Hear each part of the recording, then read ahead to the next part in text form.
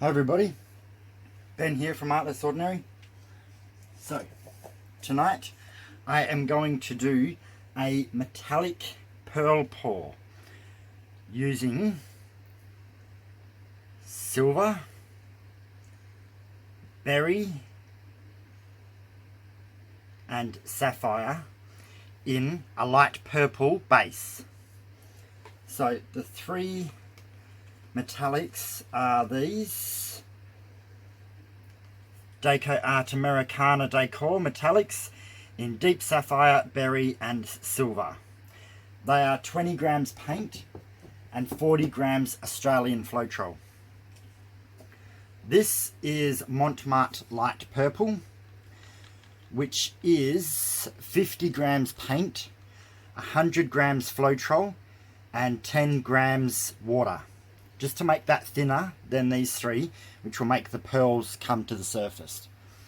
So this is a 12 by 16 canvas, and that is mostly about it. I've got a corner catcher here to help me not waste my paint, and I'm just going to move these back over to the side while I get my paints all ready and done. So with these, always give them a stir just before you pour them. You just want them well mixed. So I'm just going to do all three. So I'm hoping that this deep sapphire should show up quite well, being quite dark. The berry will probably show up well as well. The silver may not show up as much. Sometimes you can't tell until it starts appearing what you're actually going to get, which is kind of cool. So for this, we are going to pour about 1/3 to 1/2 of this into the cup. Maybe a tad more. There we go. Put that aside. Now let's pour in half the silver. Give it a slight turn. Half the sapphire. And do it as a dirty pour, so when you pour it, you want it to sink down into the paint. Give it a slight turn. Pour the berry in. Give it a slight turn. Pour the rest of the silver in. So most of it will sink down into the paint. The last little bit will sit on top. That doesn't matter. As long as you've got most of it down into the paint, then that's cool. Give it a slight turn. Pour the sapphire in.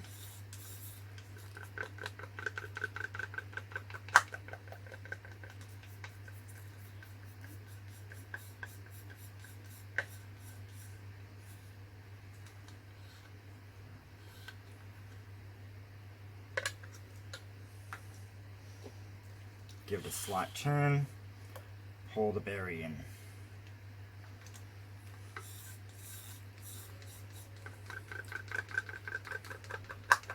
So you always want the metallics to be a little bit thicker than your base paint. So if you're using different brands, or you have to just adjust accordingly. If you are using extreme sheens instead of the decor metallics, don't mix the floetrol 2 to 1, make it 1 to 1, because the extreme sheens are thinner. So we are recording, aren't we? Yes, we are. Grab my palette knife. Now we want to pour this over the canvas.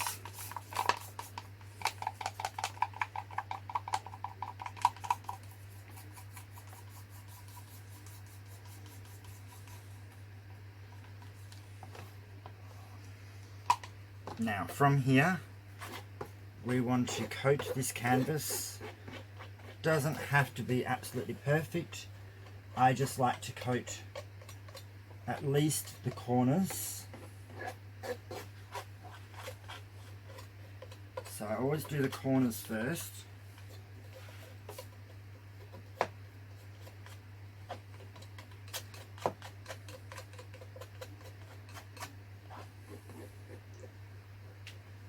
And then do your sides.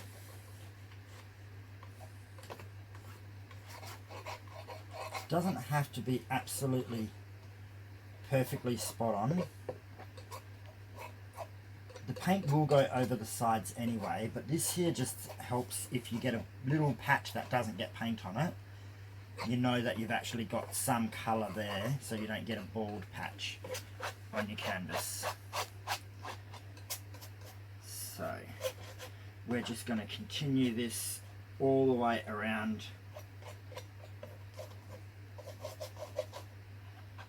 Do not worry if you get little patches that the canvas shows through a little bit. It's not so much a precise thing. We just want the paint to flow over the edges and not stick.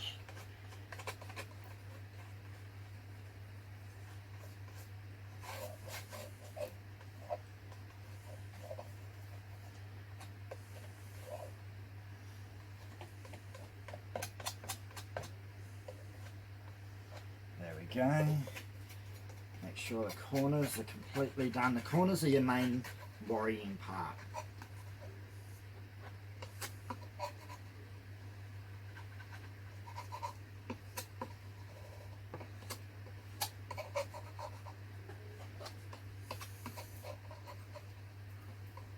I know I have enough paint here to do all sides, so I'm just doing them as I go, but if you feel you don't have as much paint left over, just do your corners. My head's going to get in the way for this little bit.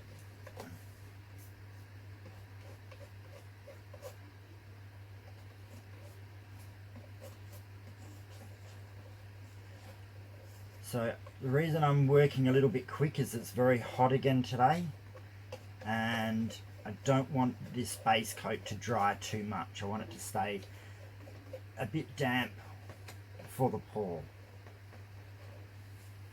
Okay, so that's all the edges done, and now we're just going to quickly try to coat the canvas.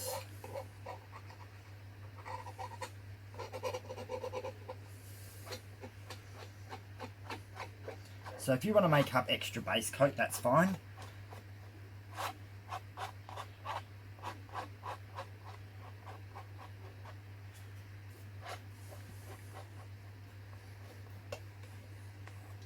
Because ultimately, all as we want is paint to slide and smooth over instead of rolling over.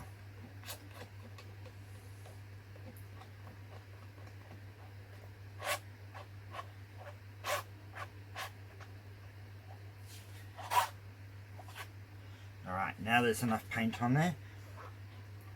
Just try to even it out.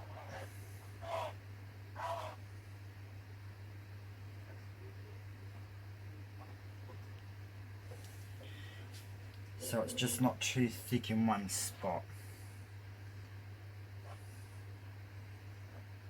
Again, doesn't have to be absolutely perfect.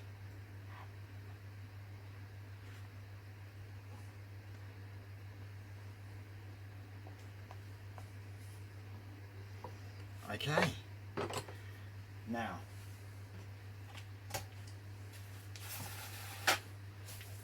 like normal, I always clean off my tools while they're wet. So much easier than when it's dried on.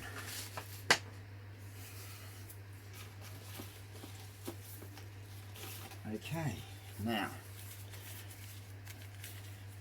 chuck our gloves on.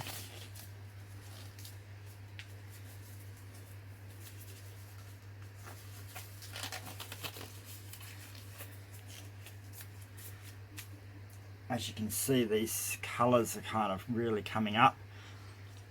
So now we're going to pinch our cup, and you want it to be a dirty pour. So pour it into the middle at a height where it smashes down and goes underneath itself, not sit on top. So 1, 2, 3.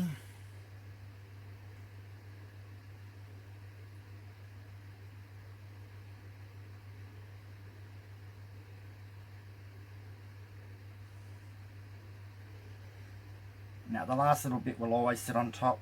It's just what happens. That's fine. I don't want to waste any of this metallic. So I just leave it to dribble out on top. If you want to do little spirals or patterns, you can. I just find it easier to do this.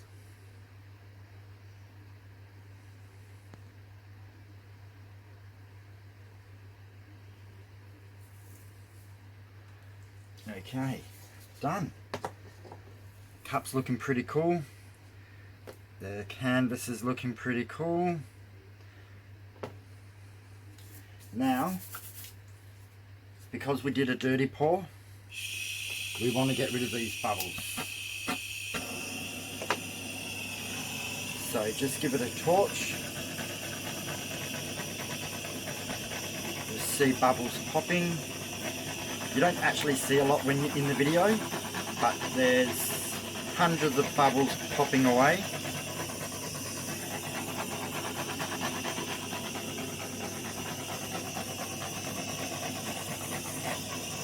More will come to the surface afterwards, but at least if you get the majority of them out now, it makes a difference. Okay.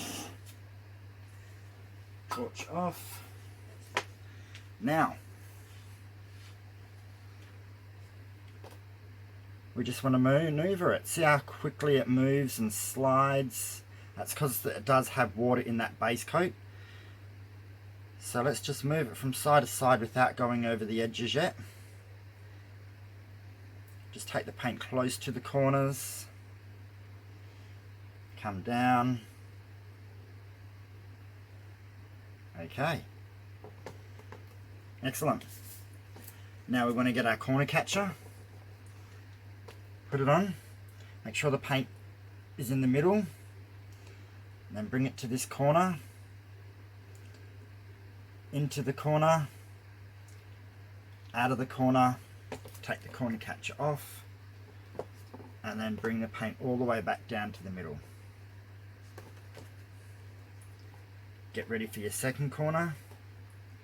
Paint in the middle, go to the corner, into the corner, out of the corner, catcher off. Coming around, paint back to the middle, then into the corner, out of the corner, catcher off. And bring that paint back down into the middle. Now off to the last side, into the corner, out of the corner, catcher off. So now our 4 corners are done. You can do that as quick as I did it, a bit slower, depending on what you like. Now I haven't gone over the edge at the top, the bottom, or this side. So just gently maneuver the paint. Just going over and bring back. You could do that while you were doing the corners, but I didn't.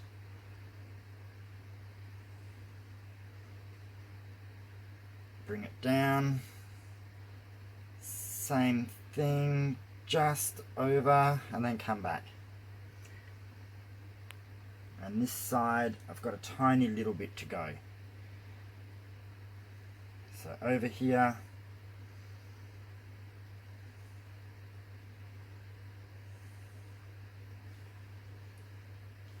just over, come back.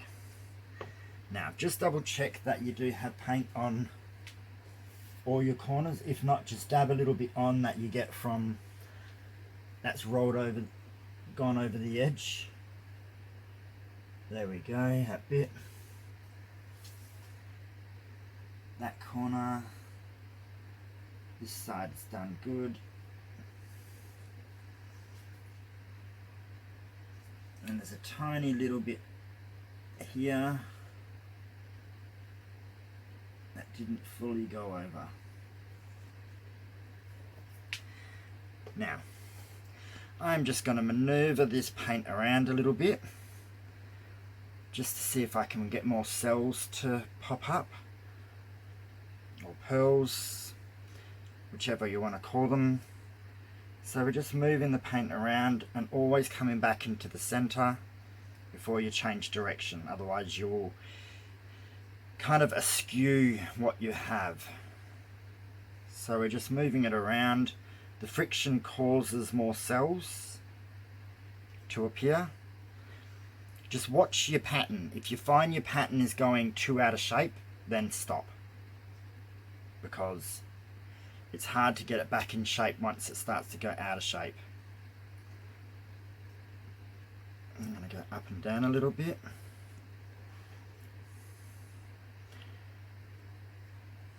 Side to side.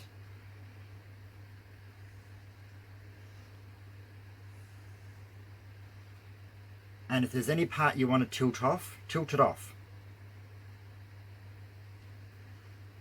I actually quite like that. So I'm not going to tilt it anymore. But I can see the paint is wanting to come down. So I've got my trusty pop sticks, and this is why I use a tray, so I can actually lift up the whole tray and put a couple of pop sticks high under that end and under that end. So now all of that is doing is just propping up this side of the canvas by 2 pop stick thicknesses. So it won't keep rolling off this end, because you'll lose all these, because you want these to be very flat. Because you add water to the base paint and the mixture's 2 to 1, it is a little bit runnier than some other pours. So we're going to scrape the base of the canvas and get the excess paint off, because that will pull your picture. It will continuously keep pulling off the side, and you'll lose, or your pattern will change.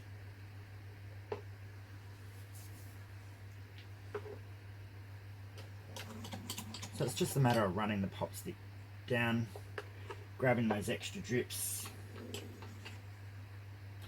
So that's all 4 sides done. Now I'll check that again in 5 minutes to see if it needs scraping again. And also, if you get all the drips are on one side, so if they're all at the back, then I've got too many pop sticks at the front. If it's all dripping this way, add an extra pop stick to level it out. Now, these cells and pearls are going to develop a little bit more in time, but I'm going to give it another quick little torch. This torching is optional, the second torching. I just want to make sure that I have got all the bubbles out.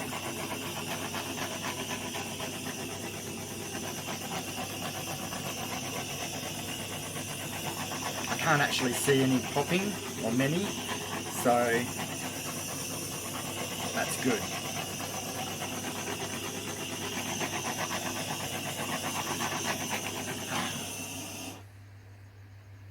You can usually see too, if you go on an angle, you can see if you've got many bubbles there or not. Now with this, it will continue to change.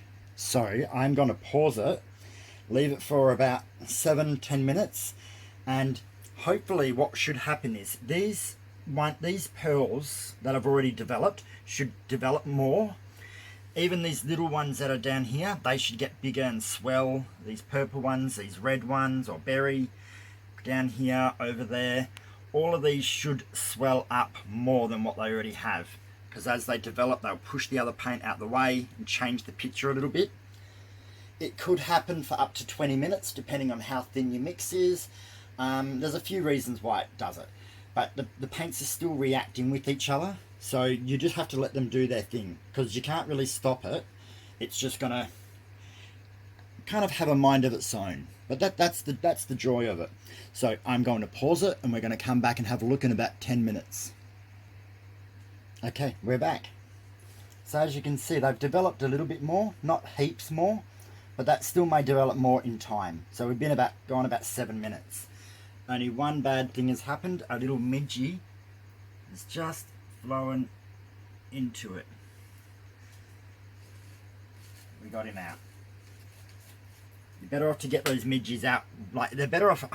If I'm going to get a midge in it, I'd rather it happen now while it's still completely wet, because the paint will fill in that gap where I've just plucked him from. When if it's half dry, he leaves a little indent where I've plucked him out, and that can ruin it. If you know anything about Australia, we're full of bugs, so sometimes you can't help that, but we do our best. So the edges are still dripping at this front side. Along here, it's still dripping, which is telling me that I'm still not completely level. So I'm going to have to go and put a third pop stick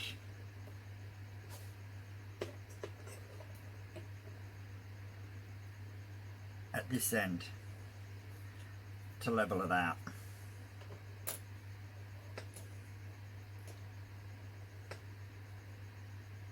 There we go. So that's just lifting up this side that tiny little bit more, which should stop it from dripping off this end and push the paint to the middle. Otherwise what will happen is all of this will drip off and it will pull all this pink colour down and change the picture, which doesn't really worry me sometimes, but I'm trying not to change it too much. I want it to stay as it is. But you can see the metallics are really coming up a lot stronger. There's not a lot of that light purple in there. It's there, but it's hidden by all these other metallics that are pushing their way through. So we're going to pause it and bring you down for a close-up. Okay, so this is what I see from my side, which is quite a cool, unusual piece. Lots of silver. Silver's really come up through it, all the way across here, over there. Then you can see sapphire has come up on these edges and kind of run its way through. And the berry is stronger here, but there's berry there, down through here, over there, up and across here. And it's mixed with some of these colours to actually give it a different tone. This part here is the bit that sits on top. You know how I said when you do a dirty pour it sinks? That's the bit that came out the cup last, which doesn't sink, it sits on top. It will always stay there and won't actually develop anymore. It kind of just sits as it is. When these are pearls that have developed, this is what is sat on top from the beginning. And that there is probably a pearl, and that's what sat on top. So just depending on how much you want that centerpiece to be, whether you leave it there or not.